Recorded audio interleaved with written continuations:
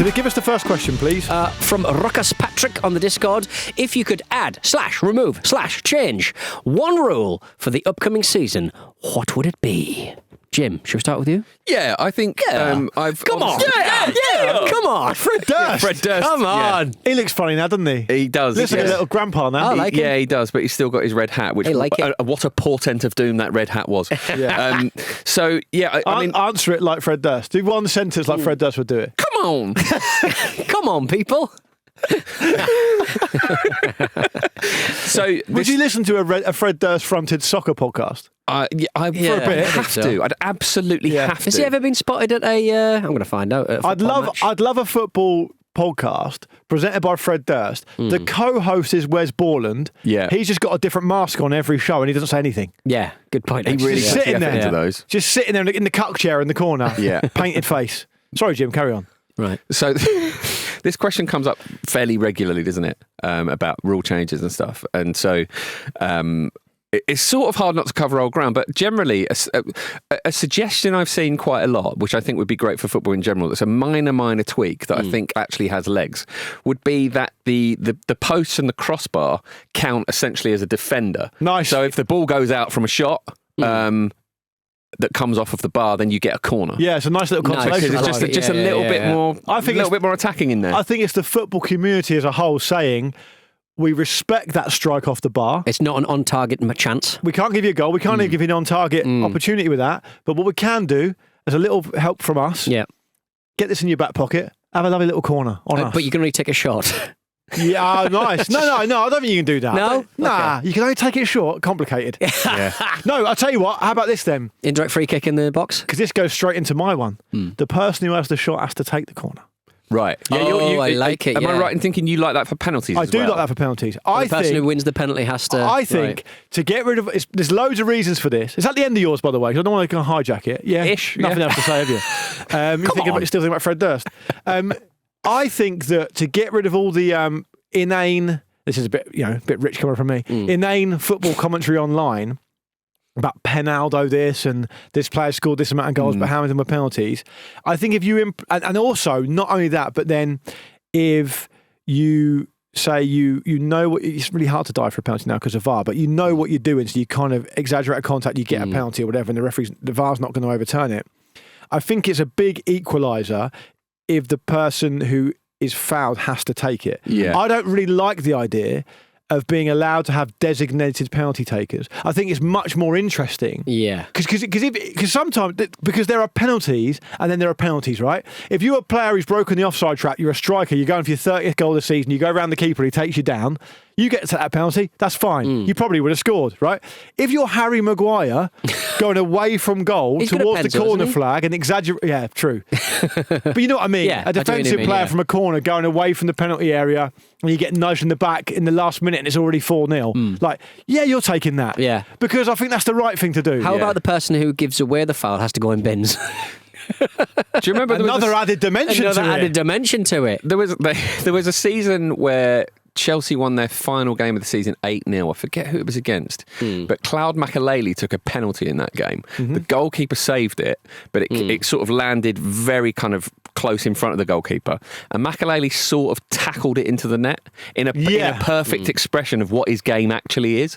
So maybe we'd see a bit more of that sort of stuff, which I'm all for. There's a lot of potential. I agree, I actually. forgot about that one, the penalty one. Because didn't Arsenal back in the day, didn't they have a tradition where the player who was fouled couldn't take it? I'm sure that was someone during had a superstition about it. It might even have been Henri. The Wenger years, I'm sure I read.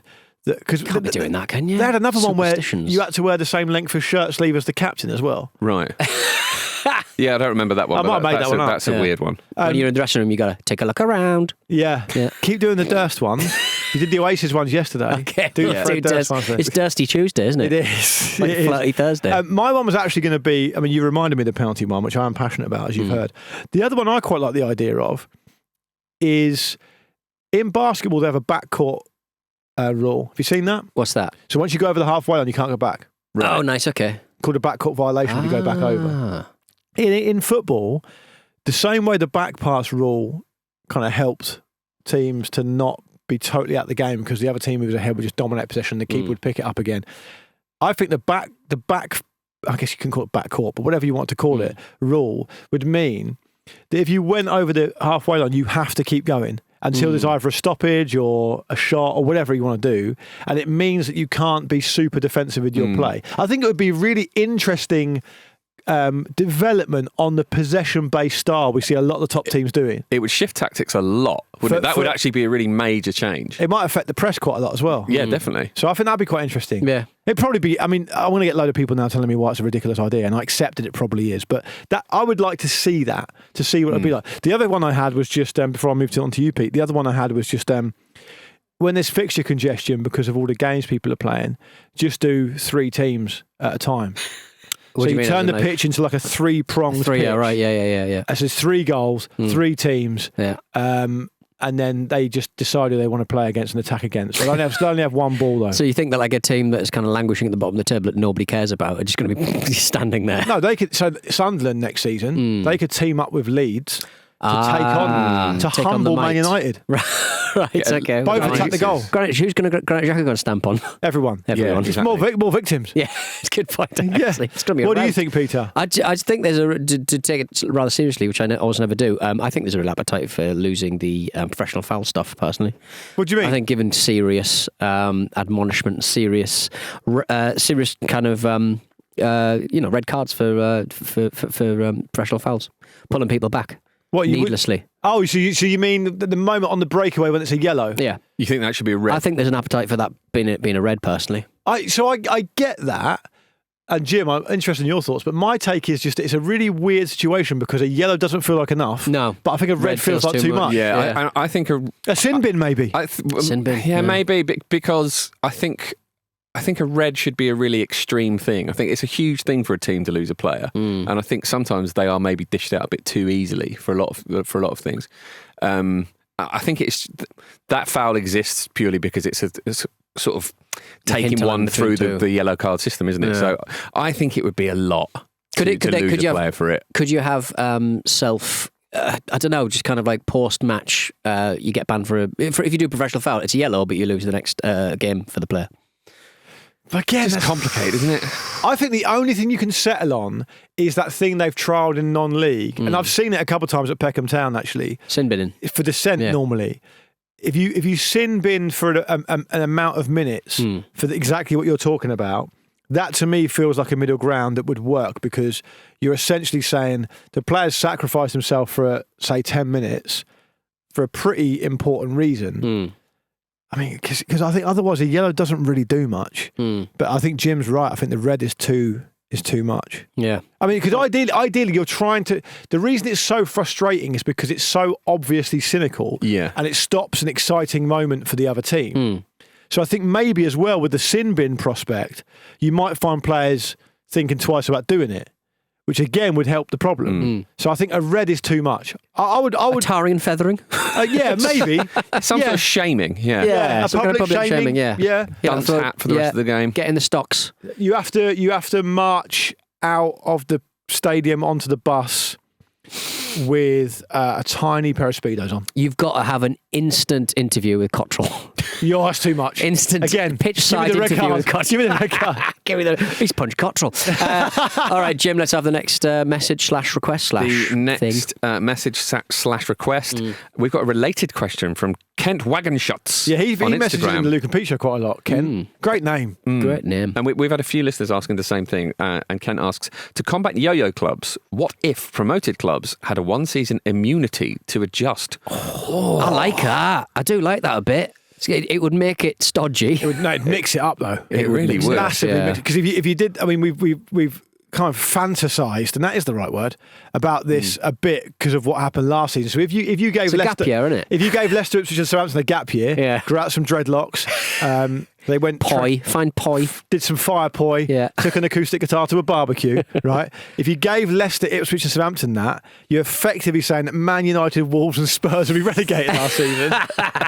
Which is, I mean, enjoyable. That would have been incredible. I mean, presumably Levy would have pushed the button a lot earlier in the season if he had known that was happening though. But you are looking at essentially Man United, Wolves and Spurs going down. I mean, and let's make this absolutely clear. 42, 42 and 38 points respectively. There have been teams in the Premier League who have gone down with those points totals in the past. So it wouldn't be necessarily. It's not they wouldn't deserve it necessarily, but it would entirely. I mean, I suspect the reason you like it, Pete, is because it would entirely change the fabric of the game. Yes, I would like that. It would. The baby would be on the floor, wondering where all the bathwater went. Yes. You'd then have a Premier League, just to indulge this fancy for a moment. You'd then have a Premier League next season where you'd have Southampton, Ipswich, Leicester, Sunderland, Leeds, and Burnley in the Premier League. Yeah, I mean, I three like of them that. not being able to be relegated. Yeah, and you're right. Southampton's not going down. I'm sorry. What that might mean would just be the extremity between the top and the bottom would get to the point where there was also an extremity between the middle and the bottom, and that would probably actually be really unhealthy. So just so you know, Liverpool got exactly 7 times the amounts of points that Southampton did last season. So you think it'd be worse than that? Is what you said? I mean, potentially, genuinely, yeah. It's very enjoyable. It's an enjoyable little think piece, I think. What I find interesting about this is that, as you mentioned, Jim, in the question, is that we are getting an unprecedented amount of questions for our mailbag show about what we need to do to address this issue, which I think tells its own problem, right? It tells its own story, doesn't it? Because if we get into the situation next season where the 3 promoted teams are relegated again, it's as we suspected, which is the start of a pattern. I mean, Dave Cartledge was on a week or so ago talking about how he thought Sunderland could do X and Y and they could stay in the Premier League. I think he was kind of talking through his pocket a little bit there because he's a Sunderland fan and he wants to do well. I get it. I think it's very difficult to make the argument that any of those teams next season will do anything next season. I think Sunderland are going to be a very, very. I don't know where they're going to get points. Even with Granit Xhaka. They're just too well. Yeah, again, Granit Xhaka in the middle of a load of 19-year-olds. And you got the Burn. Well, that's a whole different story. You've got the Burnley thing where they've essentially not ripped up their back 5, but there's going to be changes, to say the least. It looks like James Trafford might well go to Man City because they have an option on him, don't they? So I mean that's a sort of little microcosmic example of where football is really, isn't it? That even good players in the Championship can be earmarked essentially by other players. I know it's probably a rare example. You also have another thing which feeds into this whole thing where you have such an overuse of the loan system in the EFL as well. Like, speaking as someone who supports an EFL team, there's been seasons in the past where it felt like my team's a key part entire of my spine. team. They're just gone again because they're only there for a little bit. Because they're there for them, not for the club. They're there for them because they want. They're on their gap year. Exactly, they are on their gap year. Portsmouth gap year. But I think I would go as far as to say that if Scott Parker can go any way towards replicating defensively what he did in the Championship last season in the Premier League, it'll be one of the best managerial performances for years. I mean, it'll be amazing. So what we have understood here clearly is that something does probably need to happen. It's obviously not going to be that from Kent, but it's an interesting thought experiment. Little boost, little 10-point boost coming up. Yeah, there'd be legal challenges for that, though, wouldn't there? There probably would be, yeah. Good point, actually. But those take ages. We wouldn't find out for 10 years, I'm sure. Oh, yeah. Well, coming up after this, a delicious Limp Bizkit fact, and is it make or break this season for Mikel Arteta at Arsenal? Welcome back to the Football Ramble mailbag. Luke, Jim, do you want your Fred Durst fact? Yes, please. Fred Durst had a line in his contract that stated any video game that used a Limp Bizkit song in its soundtrack also had to feature him, Fred Durst, as a playable character. Brilliant. Did that happen? So that's why a lot of weird fighting games in he's in some wrestling games. In the noughties. I don't actually know. He's certainly in. He might be. My first port of call in my mind was Tony Hawk. That may have sort of gone through before Limp Bizkit were absolutely massive. I seem to recall. Right. Break Stuff was on one of the soundtracks, maybe. Right. I'm annoyed that the new Tony Hawk Pro Skater 4 doesn't have Flogging Molly on. Very, very Fred Durst doesn't come across very well in that Trainwreck Woodstock 99 documentary. No, he doesn't. Although people do.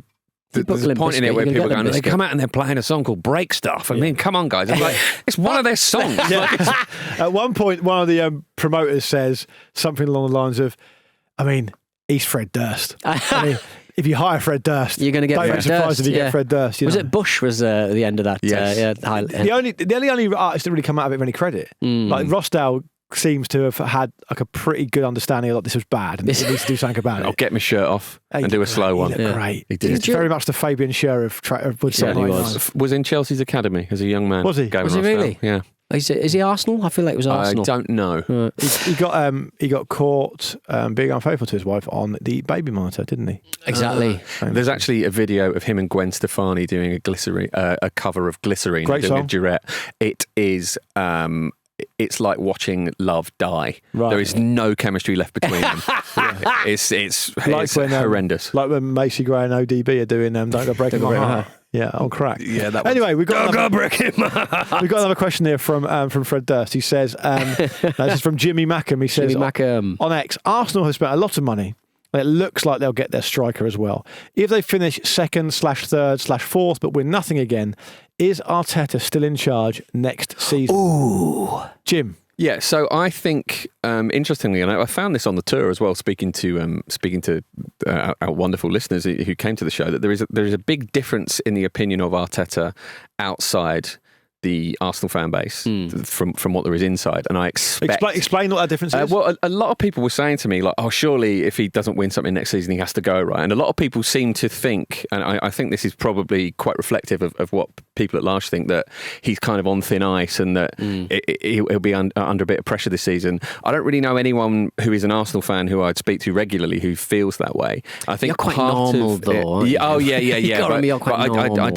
I don't have any Arsenal internet friends, for example. But I think because obviously last season was disappointing, but they still finished second, albeit 10 points off. They got to the Champions League semi-final, so it's not like it was a disastrous season. I think he might have one season that is like an unmitigated disappointment. I think they might give him the grace of that. If they finished outside the Champions League, I think he'd be toast and didn't win anything. But I do think because they've spent a lot of money on his vision and his project, and it's all kind of in his image. And if you look around at the market for managers, you think, well, who is going to come in and do a better job? I think there is a lot to be said for sticking with project managers when things are going well enough that they're not going badly, if that makes sense. Because obviously a trophy is it's a necessity sooner rather than later at this point. So I think there will be some pressure if they finish in that sort of position, which I think is very likely and very possible, by the way, given how good Liverpool look and I think it's the most resurgence of City potentially, and I think Chelsea are interesting and Newcastle are interesting this season as well. So I think it's going to be very, very competitive up there.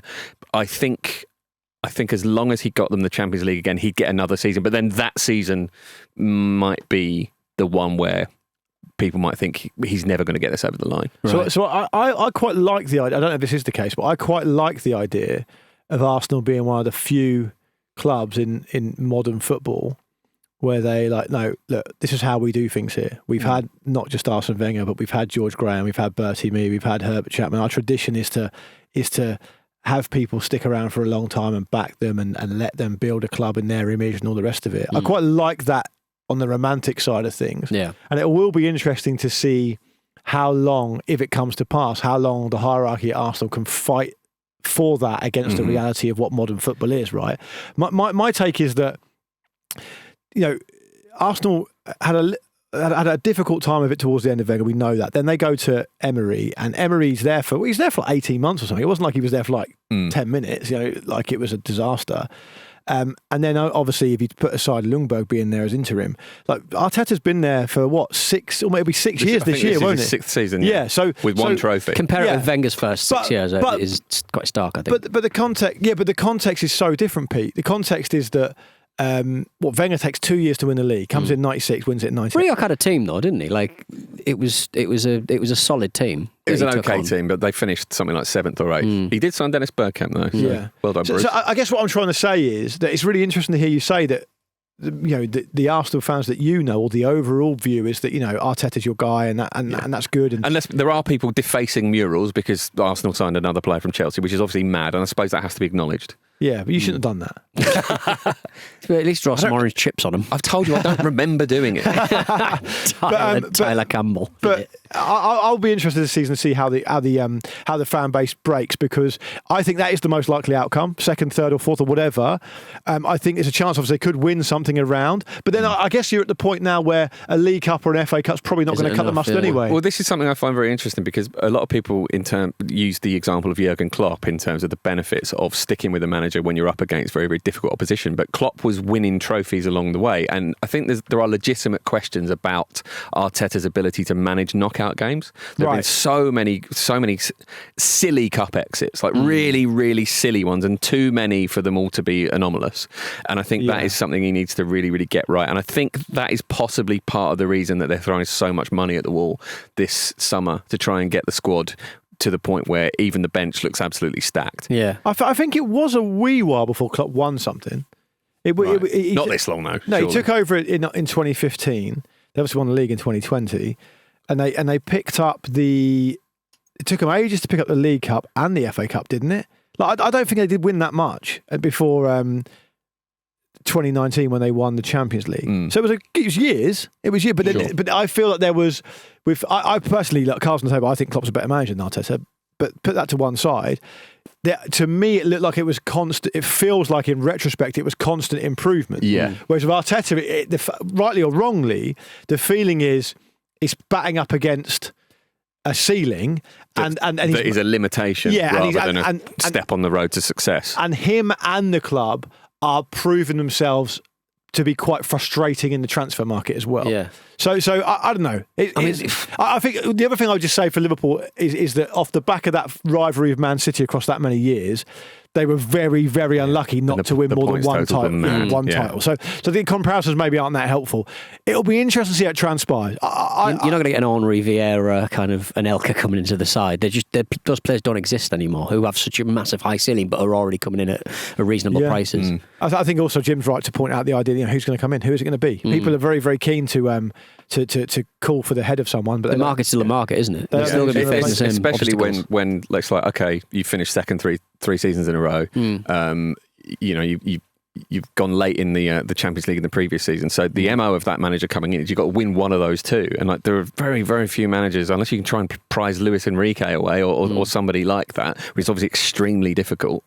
It's there's an element of starting again every time. Yeah, exactly. And you look at the seasons before the 3 second places in a row, go working back, it was 5th, 8th, 8th, 5th, 6th, 5th. So there's improvement there. It's just frustrating, isn't it, at the moment? Anyway. Yeah. Jim, email.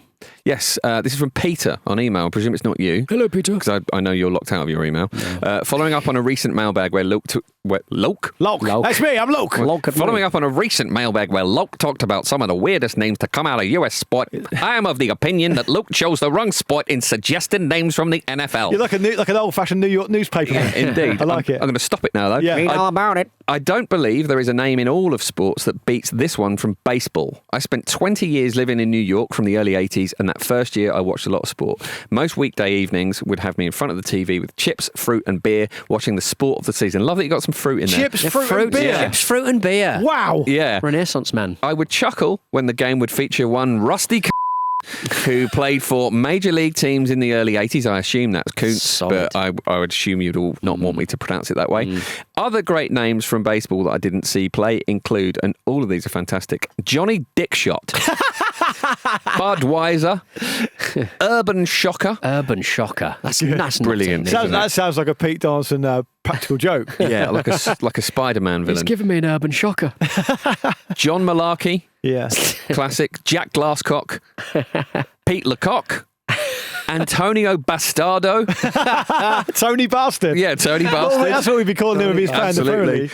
Orville Overall. Nice. Oil Can Boyd. Oil Can is obviously some sort of nickname. There's Coco Crisp, Richard Dickey Lovelady, and Dick Pole. I mean, they're all very solid. Dick Pole with the word great. Dick, yeah. I mean, they have huge squads in baseball, don't they? So I guess there's a wider pool of brilliant names. Rusty Kuntz's real name's Russell. Right. Russell Kuntz. Which, he's leaned into that. yeah. It reminds me of that meme from that Japanese baseball game from the 90s where they'd guessed a load of American names. They all had names like Brian Rortugal and things like that.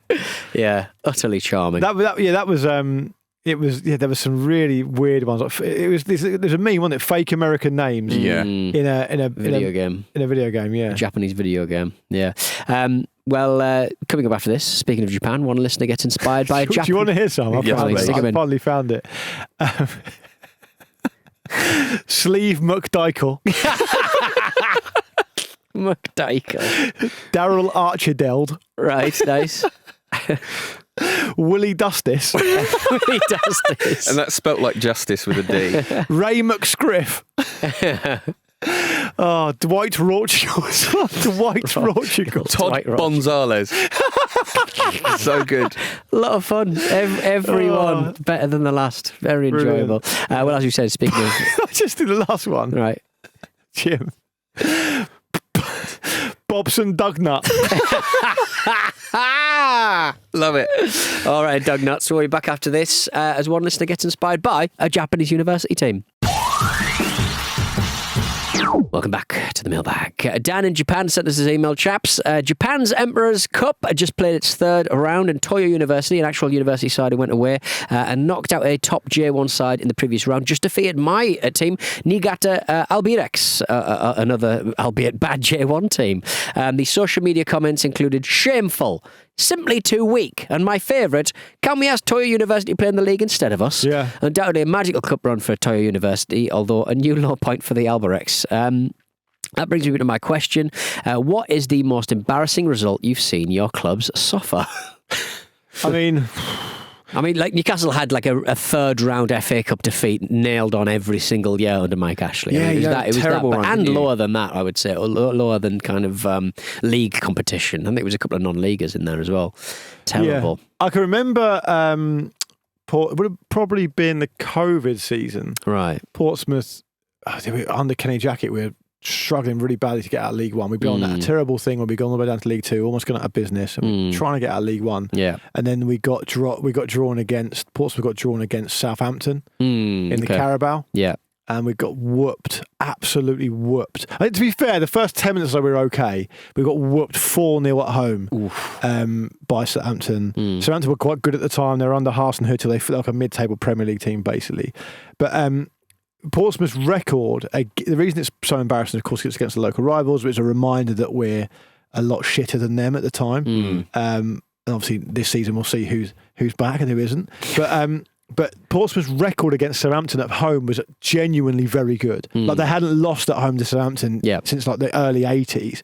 So it was a really bad reminder. And then in terms of most embarrassing moment, there was all that stuff that went on where Portsmouth almost went out of business. But before that, before Mandrich came in, so in the mid to late 90s, I remember the Portsmouth Evening News running a story about Portsmouth being in such terrible financial trouble that the players were having to wash and reuse their own jock straps. Oh, wow. Right. And it was a big back page story, and I was like, oh, this is embarrassing. This is really fucking That embarrassing. feels like a defeat, doesn't it? And I remember going to sixth form college at the time, and it was quite a much wider pool of people, and so quite a lot of people from the Southampton kind of area were there, and they were just relentless, relentless. So that was probably mine. Was it?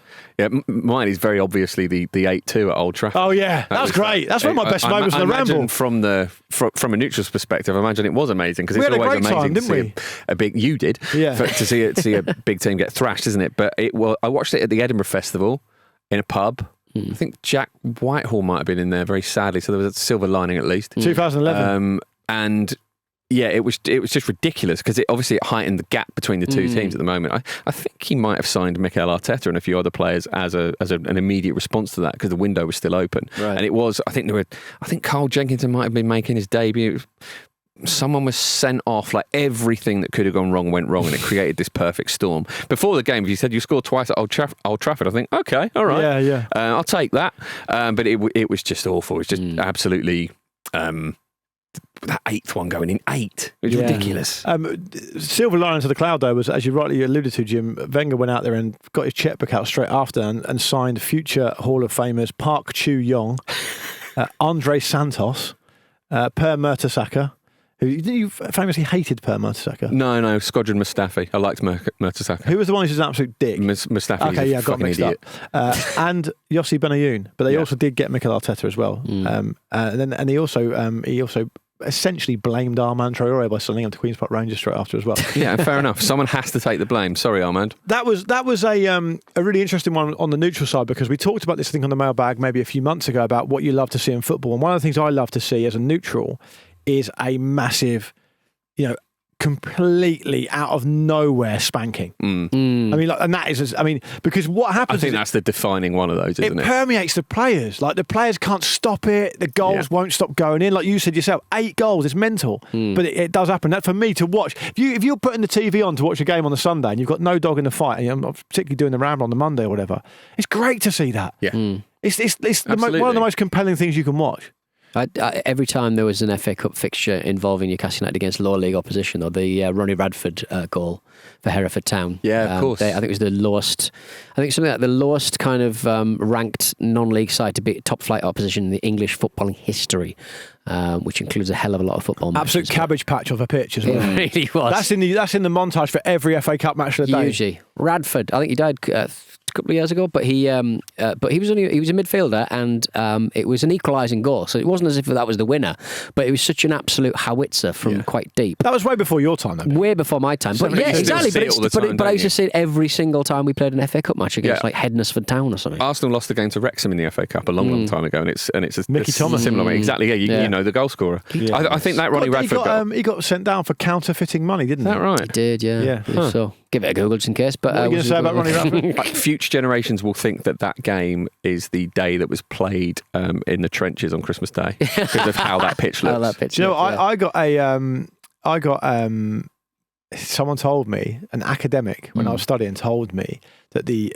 Christmas Day football match between English Allied forces, or whatever it is, British forces and Germans, probably didn't happen. There's no direct evidence for it. Yeah, that feels like a bit of propaganda. There's a truce, definitely truce happened, all that, but the actual football match, I think, may not have existed. Yeah. I've just checked while I was saying that, and he was convicted of laundering money and a counterfeit currency scam, and served 18 months in jail in 1993. Good process. Thank you very Luke, much. for keeping us on the straight I was and narrow. then partly hoping that I wouldn't have to worry about it, but I do have to worry about it because he's still alive. What's the last question, Peter? The last question comes from Ruckus Patrick. He's got one more question just to round us off. Now he's at a safe distance. Which of Andy's extreme opinions was the most objectionable? Well, I'm going. I had a good thing, but I couldn't he's think of not one. here to defend himself. Turkey was his love of Turkey around a major tournament, because I am a magpie when it comes to footballing opinions. So I basically copied everything Andy said. So when he's wrong, he's double wrong. What are you going to do now then? Well, I don't know. I'll have to find a bigger boy to copy. Here he is, Jim Campbell's here. God, you don't want that. I mean, we should definitely pile on this because Andy's no longer here to be able to defend himself, so it's much easier. Yeah. The most perturbed I've been from one of Andy's viewpoints has been that he will not acknowledge, observe, or patronise Pret or McDonald's. Right. He will go out of his way to have anything but to avoid Pret or McDonald's. So when you go, for example, I've been on a European trip with him, and you go to the Eurostar terminal. Is he a Delicia de France?